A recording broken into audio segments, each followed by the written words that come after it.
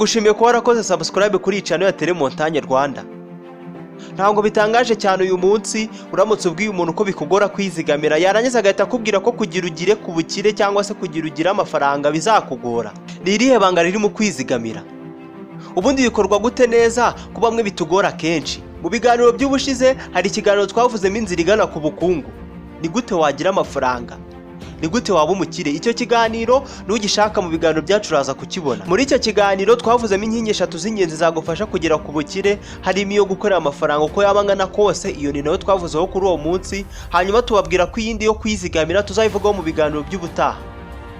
Mu kiganiro menya byinshi cyane, none mureke tuyivugeho. Kwizigamira. Kwizigamira ni iki? Ni akahe kamaro ko kwizigamira mu nzira y'ubukungu? Ubundi bikorwa gute ku buryo bitanga umusaruro? Nge nitwa Samuel Mugisha. Iki kiganiro cyitwa menya byinshi. Ni cya Tele Montagne, mu gikurikirana muri 3 isaa 9 n'igice z'amanywa na buri ku cyumweru isaa 3 n'igice za mu gitondo. Iyo rero niyo mpamvu niba ushaka kuzagera ubona ibiganiro byacu bikoroheye, manuka hasi iyi video ureba ahantu hatukura handitse subscribe, nurangiza uhakande niba utarigeze uhakanda. Ibyo bizajya bigufasha kubona ibiganiro byacu bikoroheye.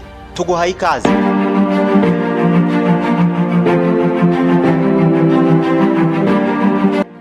Ubundi ubusanzwe kwizigamira bisobanurwa nko kubika ikintu icyo ari cyo cyose kugira ngo uzagikoreshe mu gihe cyahazaza. Mu bukungu akamaro ko kwizigamira ni ukuzamura umubare w'umutungo utunze ndetse no kubika ibizakuzahura igihe cyose uzaba wazahajwe n'ikintu runaka mu bukungu. Ubundi kwizigamira bikorwa gute ngo bitange umusaruro? Twifashishije urubuga rwa wikihow.com. Uyu munsi twagutegura ingingo zigera kuri 4 zagufasha kwizigama neza ndetse ubukungu bwawe bukazamuka ubudasubira inyuma, ubudasubira hasi. Ingingo ya mbere yagufasha kuzamura ubukungu bwawe wizigamira ni uko ugomba kwihemba cyangwa se ukishyura ku byo wakoze. Ibi bisobanuye ko mbere y'uko utekereza kujya kugura ibindi bintu bitandukanye wifuza, banza ufate amafaranga amwe uyashyire ku ruhande ahantu cyangwa se uyashyire kuri konti udakoraho. Ayo mafaranga ushyizeho yita igihembo cy'umurimo wakoze. Ibi bintu ukoze bizatuma uhora ubona konti yawe izamuka cyangwa se ubukungu bwawe buzamuka aho kugumaho buri cyangwa se ngo busubire hasi. Ingingo ya kabiri ugomba kwibandaho ni ugukora ingengo y'imari.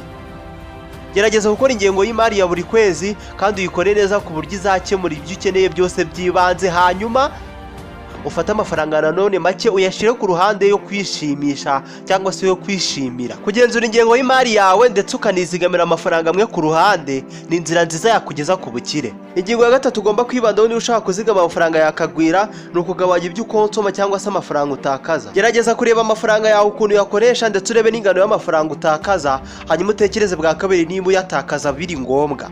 Nk'urugero, niba utanga amadolari 4 buri mu gitondo ku cyayinywa nyamara utanakinyweye ntacyo waba, nubitekerezaho urasanga amadolari 4 ari azavamo amadolari 28 ku cyumweru, ndetse y'amadolari 4 ni azavamo 1460 by'amadolari buri mwaka. Iyo ni nayo mpamvu ugomba kubitekerezaho neza ukareba niba amafaranga utakaza uyatakaza biri ngombwa.